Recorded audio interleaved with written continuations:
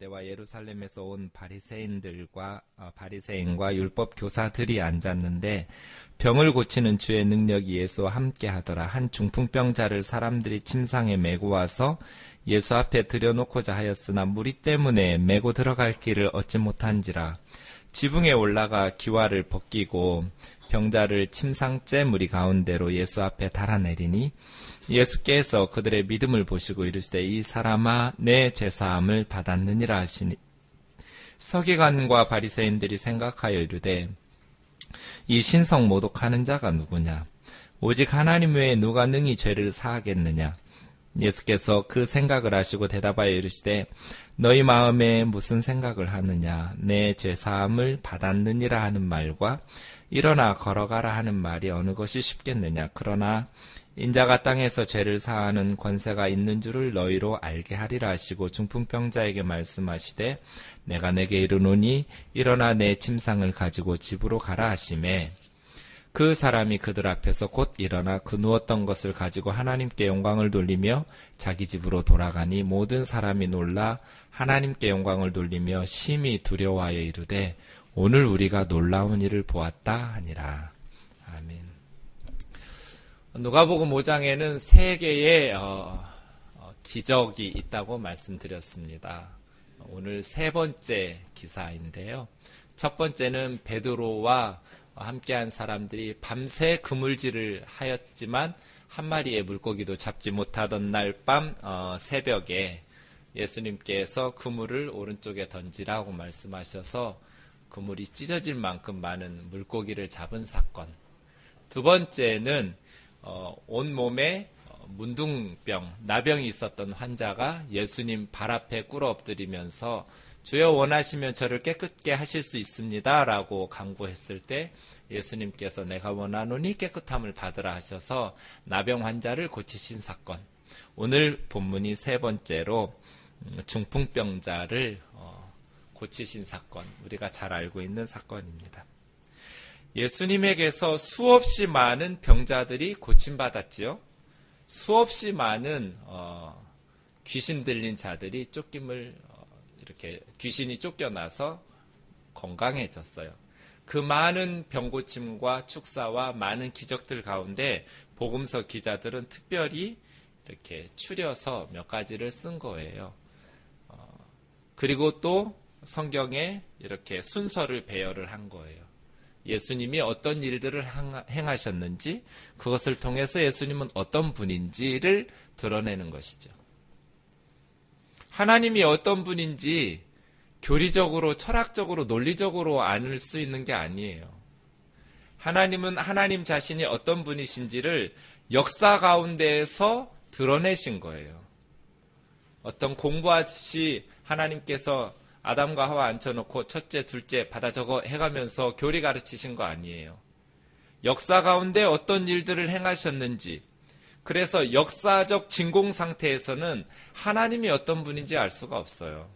하나님은 역사 가운데에서 하나님이 어떤 분인지를 가르치셨기 때문이에요. 그래서 역사서가 중요한 거예요. 예수님도 마찬가지예요. 예수님은 제자들에게 예수님이 어떤 분인지 교리적으로, 철학적으로, 이론적으로 가르치신 게 아니에요. 예수님이 어떤 분인지 예수님의 사역과 가르치심을 통해서, 예수님이 역사 가운데 일으키셨던 일들을 통해서 가르치신 거예요. 우리는 예수님을 볼 수도 없고 하나님을 볼 수도 없지만 하나님께서 행하신 일들, 예수님께서 행하신 사건들을 보고 증언한 성경의 기록을 통해서 예수님이 어떤 분인지를 배워가는 거예요. 이 세 가지 사건을 통해서 예수님은 어떤 분인지, 그리고 예수님께서는 우리와 어떤 관계를 맺기를 원하시는지, 우리는 어떻게 예수님 앞에 나아갈 수 있는지, 어떻게 그분을 믿을 수 있는지, 어떻게 그분의 제자가 될 수 있는지를 배우는 사건들이에요. 오늘 세 번째 사건을 한번 보시죠. 마가복음 2장에 보면 이 동네가 가버나움이에요. 가버나움은 갈릴리 호수 해변가에 있는 도시예요. 가버나움에 있었는데 누가복음에서는 한 동네라고 말씀하셨어요. 제가 12절을 봤네요. 17절이요. 어쨌든 여기 가버나움이에요. 갈릴리의 각 마을과 갈릴리는 북부 지역, 이스라엘은 우리나라처럼 남부, 중부, 북부 이렇게 3등분해서 지역을 나누면 갈릴리는 맨 북쪽이에요. 가운데가 사마리아 지역이고 남쪽은 유다 이렇게 부르죠. 그러니까 북부 갈릴리 마을과 남쪽 유다와 예루살렘에서 온, 그러니까 예수님의 명성이 이제 전국적으로 널리 퍼졌다라는 것을 알 수 있어요. 북쪽의 갈릴리 사람들뿐 아니라 남쪽의 유다와 예루살렘에서도 바리새인과 서기관들, 율법 교사들이 예수님에게 나와서 말씀을 듣는 거예요. 그리고 그때 병을 고치는 주의 능력이 예수와 함께 하더라 하셨어요. 말씀을 가르치시면서 병을 고치시는 능력이 예수님에게서 나타난 것이죠. 그때 18절 말씀이요. 한 중풍병자를 사람들이 침상에 메고 와서, 여기에서는 사람들이 침상에 메고 왔다고 하지만 마가복음 2장 3절에 보면 네 사람이라고 기록하고 있어요. 그러니까 매트리스를 양쪽 네 귀퉁이에 한 사람씩 네 사람이 들고 중풍병에 걸린 사람을 매트리스에 누워서 들고 온 거죠.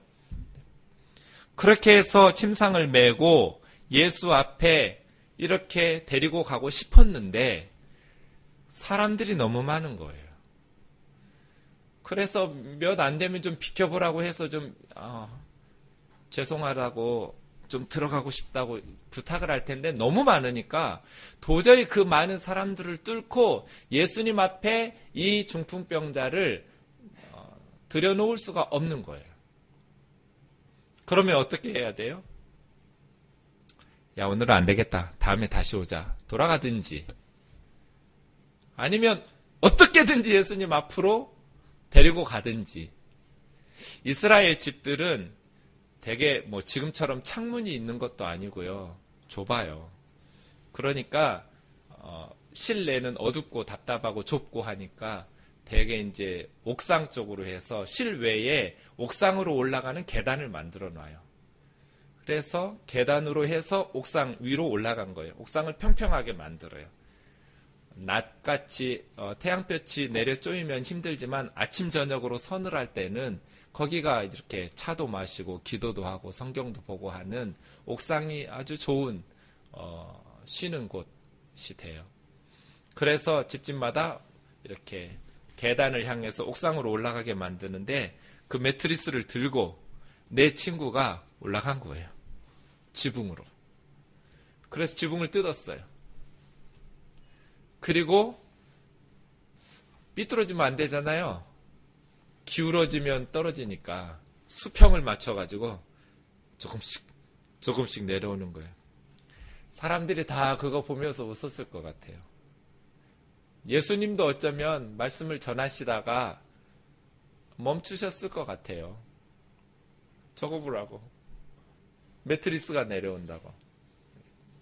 그렇게 해서 예수님 앞으로 침상째 달아내렸어요. 그랬더니 예수님께서 그들의 믿음을 보시고 그랬어요. 그들은 5사람의 믿음이에요.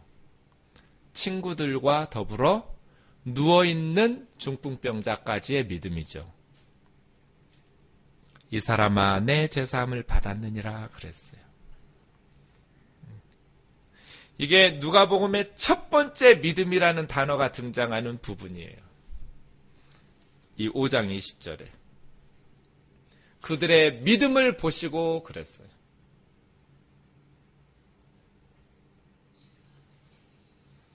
그러니까 생각해 보세요.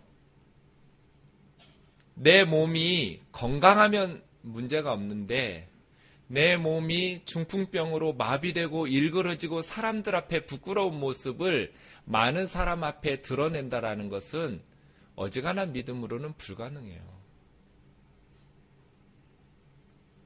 야, 꼭 이렇게까지 해야겠니? 다음에 다시 오면 안 될까? 그런 마음이 왜 안 들겠어요? 정말 많은 사람들 앞에서 내 몸 병신이라고 조롱받고 비아냥되는 그러한 놀림감이 되지 않을까 하는 주저함과 두려운 마음들이 왜 없었겠어요. 그런데 그 모든 주저함과 두려움을 다 이기고 극복할 수 있었던 믿음이 있었어요. 예수님 앞에 가면 낫는다는 믿음이요. 저는 이 말씀 묵상할 때마다 그 아주머니 생각이 나요. 몇 년 전에 저희 아파트에 제가 새벽 예배 나올 때 운동하러 다니는 저보다 몇 살 좀 어려 보이는 젊은 새댁이라고 뭐 모르겠어요. 아주머니인지 결혼했는지 안 했는지 모르겠는데 여성이 계셨어요. 낮 동안은 한 번도 본 적이 없어요. 근데 꼭 새벽 예배 나갈 때 가면 그분이 운동하는 시간이에요.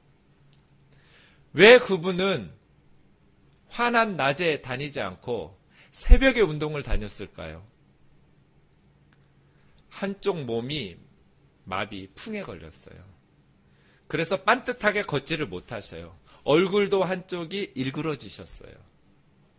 그래서 모자를 푹 눌러 쓰고 그래도 운동을 해야 되니까 아파트를 힘겹게 걸으시는 거예요. 그런데 남들이 보면 부끄러우니까 남들 일어나기 전에 새벽에 운동하시는 거예요. 중풍병자예요. 중풍병자는 자존심이 없나요? 있죠. 부끄러운 줄을 모르나요? 알죠. 그럼에도 불구하고 많은 사람들 앞에 자신의 병든 모습, 일그러진 모습을 다 드러내도 괜찮을 만큼 이 사람에게는 믿음이 있었어요. 그래서 지붕을 뜯었어요. 놀랍게도 이 세 가지 사건은 다 기적이 일어날 수 없는 어떤 한계 상황들을 맞닥뜨렸어요. 첫 번째 사건, 베드로에게 깊은 곳에 가서 그물을 내려 고기를 잡으라. 밤새도록 갈릴리 호수에서 잔뼈가 굵은 어부들이 그물질했어요. 예수님은 목수란 말이에요. 처음 만난 거 아니에요. 이미 요한복음 1장에서 예수님을 만났고 예수님에 대해서 잘 알고 있었던 상태예요. 헛수고했어요. 밤새도록. 그리고 그물을 손질하면서 씻고 있어요. 오늘은 고기를 잡지 못했지만 내일은 또 잡을 수 있으니까. 그런데 목수 출신의 예수님께서 다시 그물을 내리라는 거예요. 아유, 예수님, 우리 밤새 해봤어요. 안 돼요. 없어요. 오늘은 안 잡혀요. 그리고 목수라서 잘 모르시나 본데 이렇게 햇볕이 반사되는 이 아침 시간에는 물고기들이 없는 거예요. 자기 어부로서의 경험과 지식으로 거부할 수 있었어요. 그런데 베드로와 제자들이 그물을 내렸어요. 아침이라는 시간과 목수라는 한계들을 다 제껴놓고 내렸더니 그물이 찢어질 만큼 많은 물고기를 잡았어요. 그리고 나서 깨달았어요. 이 사건을 통해서 예수님이 누구신지. 예수님이 누구신지 깨달으니까 내가 누구인지도 깨달았어요.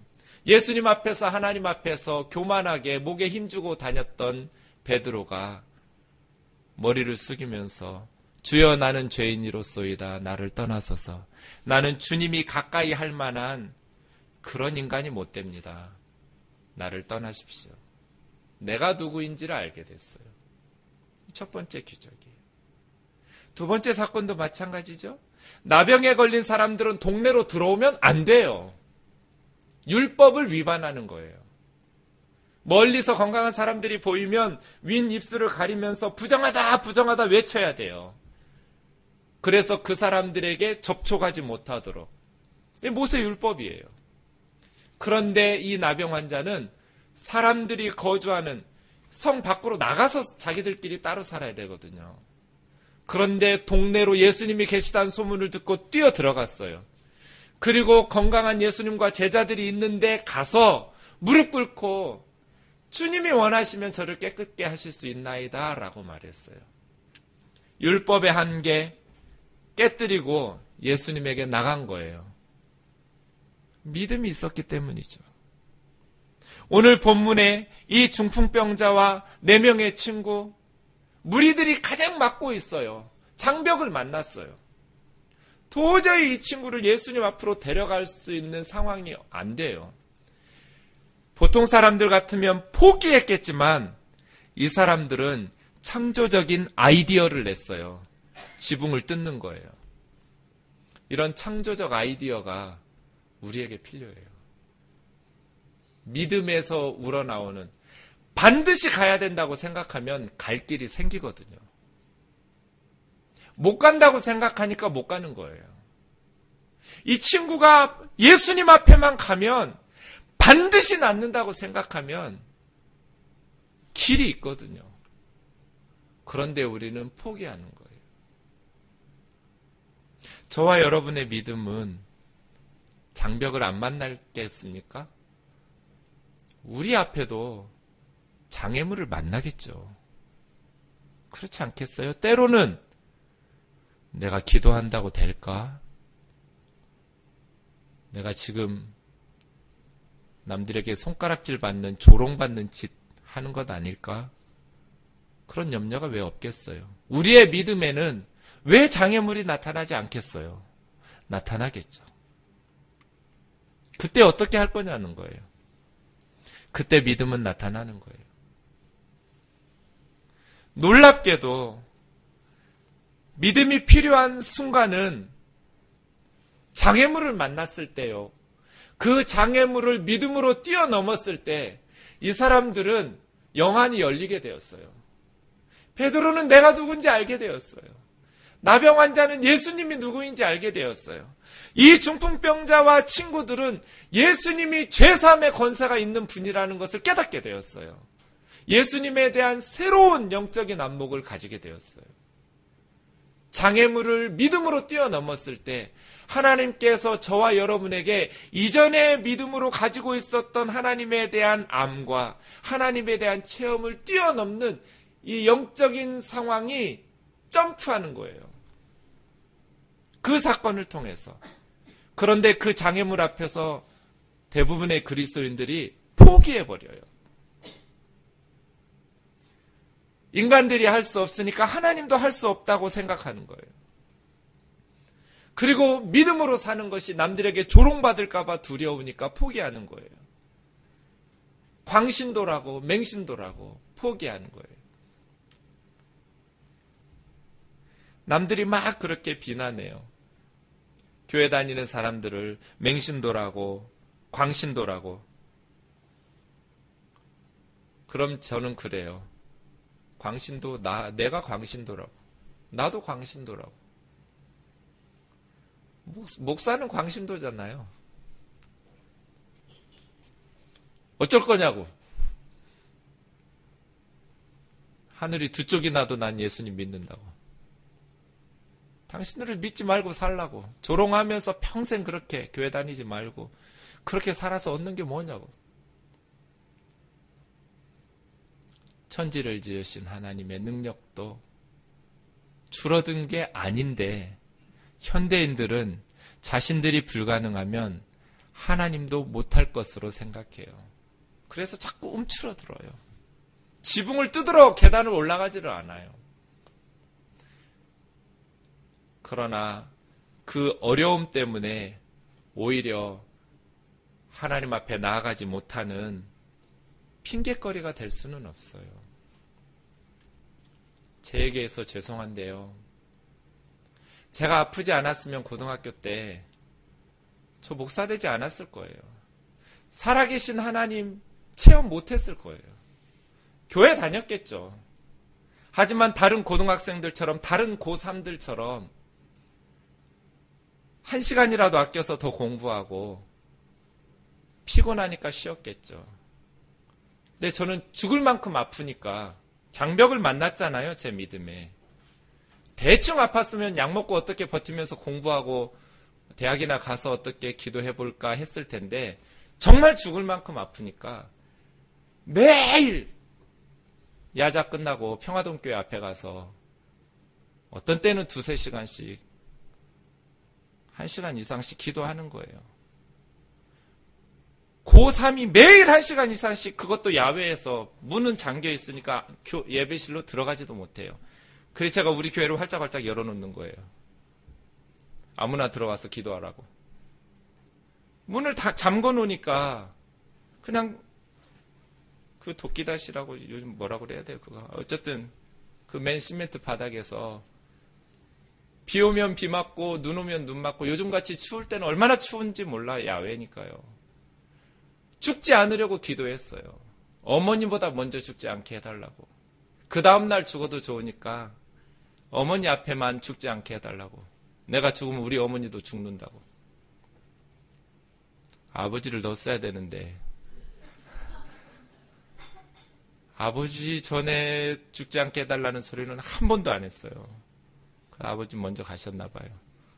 제가 요즘 어머니한테 날마다 전화로 체크해요. 그래서 100살까지 살겠냐고. 어머니 돌아가시고 그 다음날 내가 죽을지도 모르는데 오래 사셔야 된다고. 내가 기도해 놓은 게 있으니까 오래 사셔야 된다고.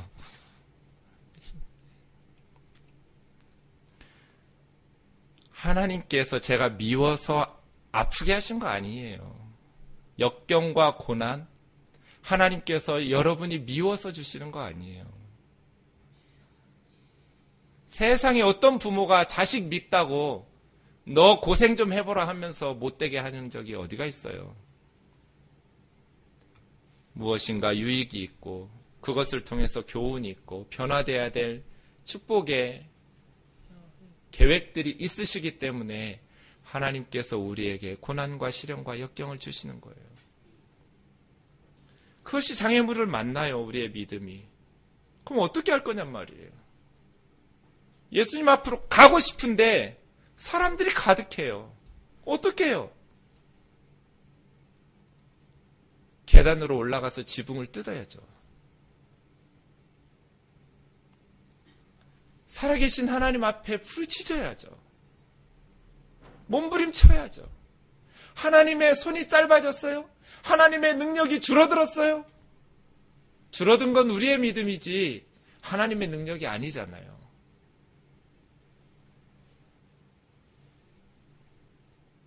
한국 교회가 우리 믿음의 선배들은 하나님 앞에 목숨 걸고 믿었어요. 그래서 전 세계에 유례가 없을 만큼 하나님께서 복을 주셨어요. 그런데 이제 기술 문명이 발전하고 편안해지니까 성도들이 목숨 걸고 믿지를 않아요.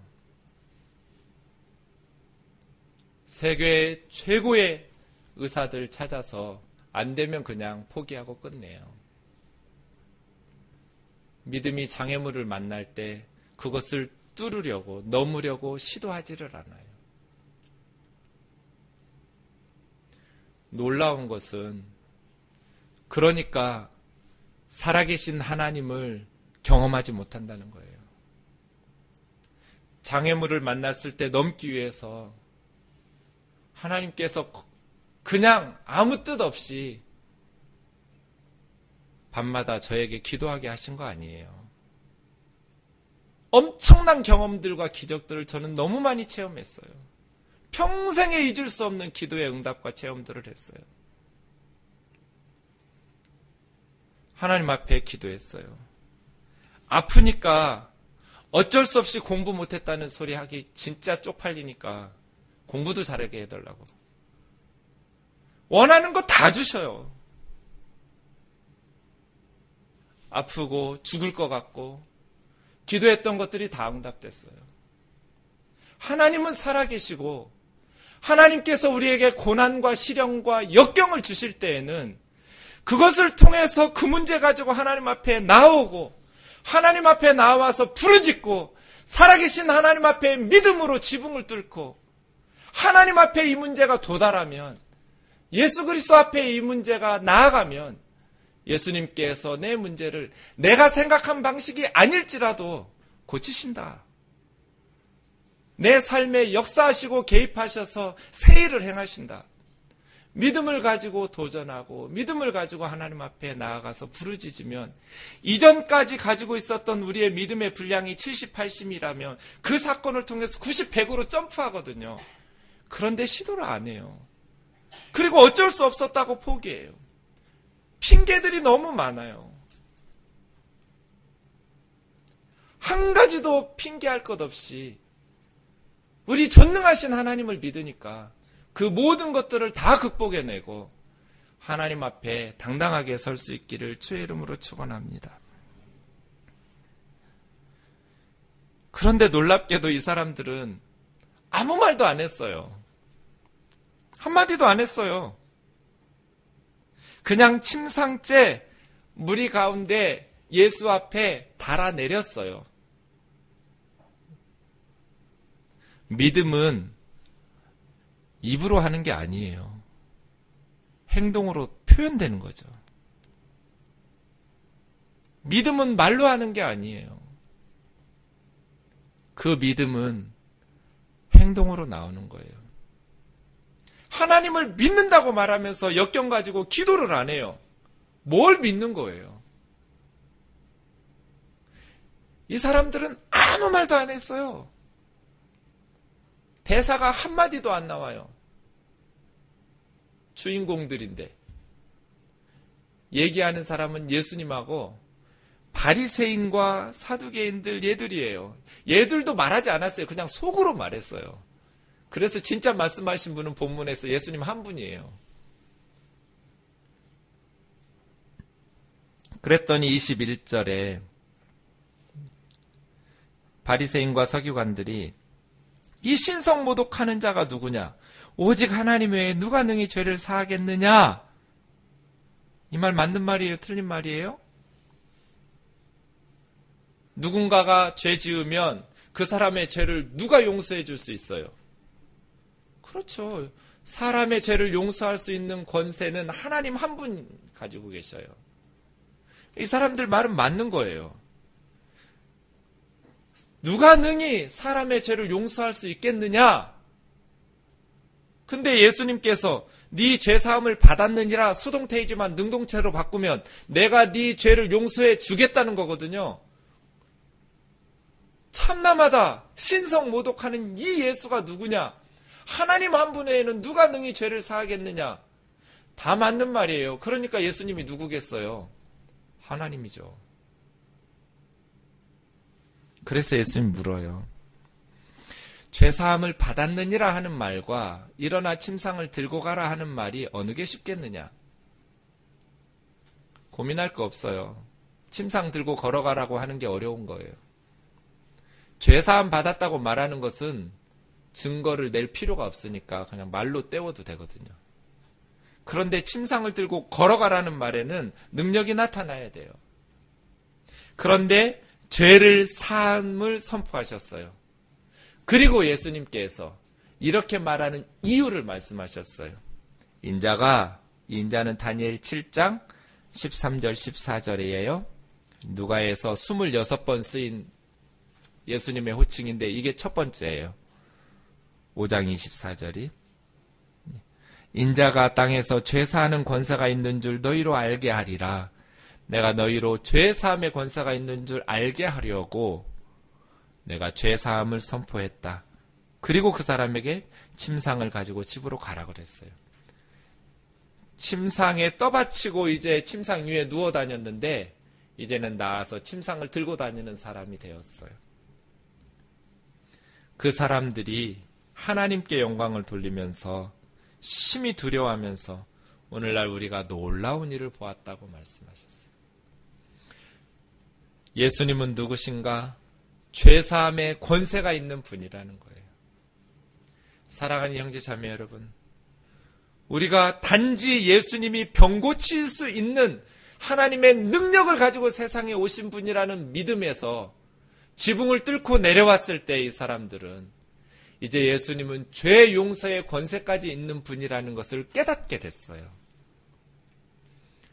고난과 역경, 믿음의 장애물들을 통해서 예수님 앞에 나아갈 때 우리가 더 깊이 있는 예수님에 대한 깨달음과 믿음의 성숙이 있기를 주의 이름으로 축원합니다. 사랑하는 형제 자매 여러분, 여러모로 어려운 한 해가 될 것이라고 계속 암울한 보도들을 하고 실질적으로 서민들의 삶이 특별히 더 많이 어려워졌습니다. 지금 그 어느 때보다 우리에게 믿음이 필요한 순간입니다. 우리의 믿음이 행동을 통해서 증명될 수 있기를 원합니다. 입으로 하는 믿음이 아니라 지붕을 뜯는 행동으로 주님 앞에 나아가서 기도하고 말씀을 붙들고 씨름하고 몸부림치면서 우리가 예수님 안에서 우리의 문제들이 해결되어지고 예수님께서 우리의 삶을 끌어가시는 놀라운 은혜들을 체험하면서 주님 앞에 더 깊은 신앙의 성숙을 이루어갈 수 있기를 원합니다. 기도하겠습니다.